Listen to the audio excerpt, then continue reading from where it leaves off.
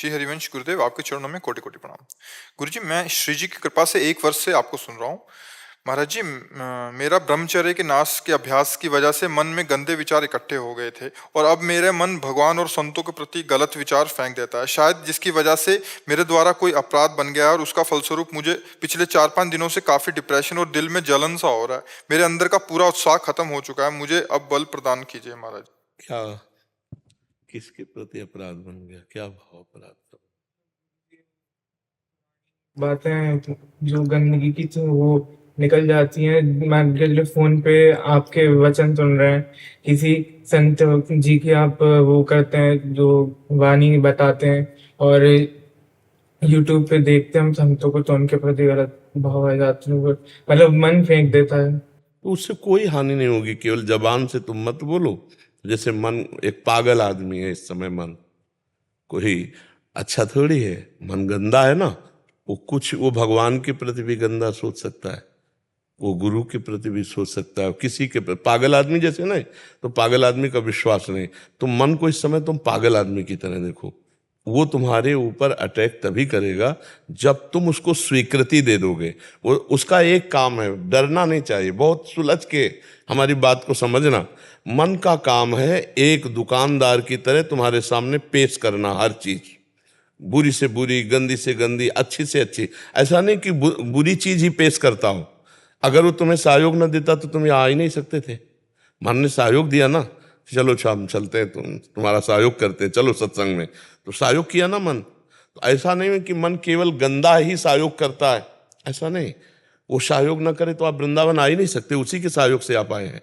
हमको ये देखना है कि मन हमारे सामने एक व्यापारी की तरह सामग्री पेश करता है।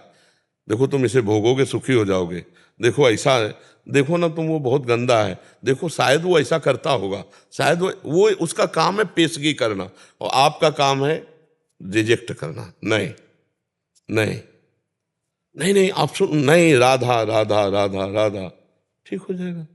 उसकी गंदगी का प्रभाव आप पर तब पड़ेगा जब आप स्वीकार कर लेंगे। आप स्वीकार नहीं करेंगे तो कोई प्रभाव नहीं पड़ेगा और वो साफ होता चला जाएगा। तो आप डिप्रेशन में क्यों पहुंच रहे हैं? क्या परेशानी?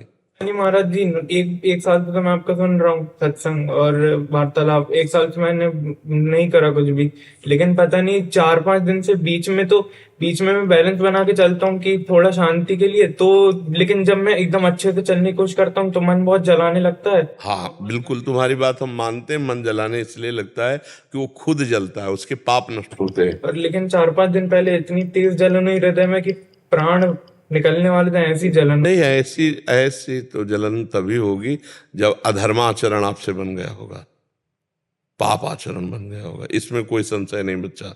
जब तक पाप आचरण नहीं बनेगा तब तक ऐसी, क्योंकि तुम पवित्र हृदय के हो ना, भगवान नाम जपते हो, भगवत मार्ग में चलना चाहते हो।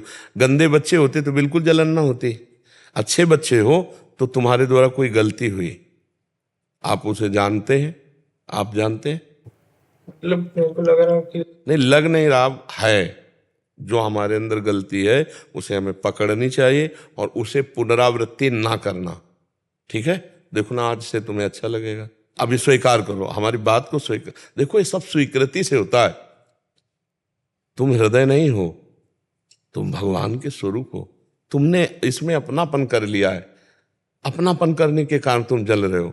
अभी राधा राधा राधा राधा, और जब हमने कह दिया सब क्लियर, अब तुम्हें जलना नहीं है। ठीक, मान लो जैसे हमसे गलती हो गई और हम तुमसे कह रहे हैं कि जाओ, अब कोई गलती नहीं, आगे से गलती मत करना। तो संत और भगवान, इनका कनेक्शन है। भगवान अपना ही वचन विसार सकते हैं लेकिन अपने संत के नहीं।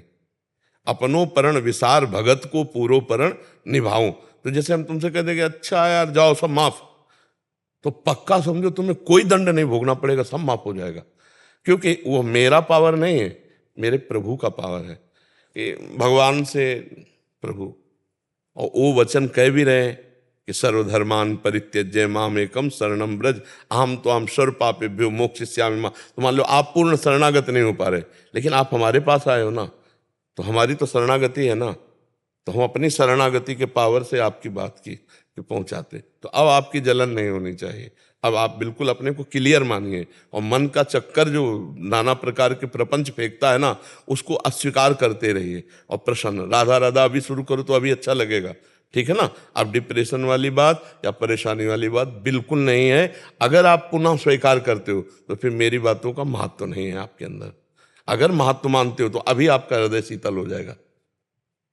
बिल्कुल मत जलिएगा, आप समझ रहे हो। चाहे जितना बड़ा अपराध बन जाए, है तो हम बच्चे ही ना, प्रभु के बच्चे हैं।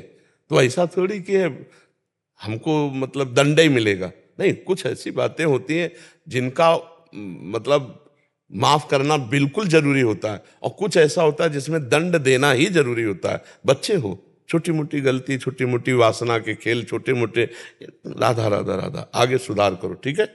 फिर कभी तुम्हें अगर मन अगर परेशान करे, फिर आप आ जाना हमारे पास, बिल्कुल आनंदित। पर हमारी बात पर विश्वास रखना, और हम कह देना तुमसे तो फिर आप निश्चिंत रहना, उस बात को समझा करो।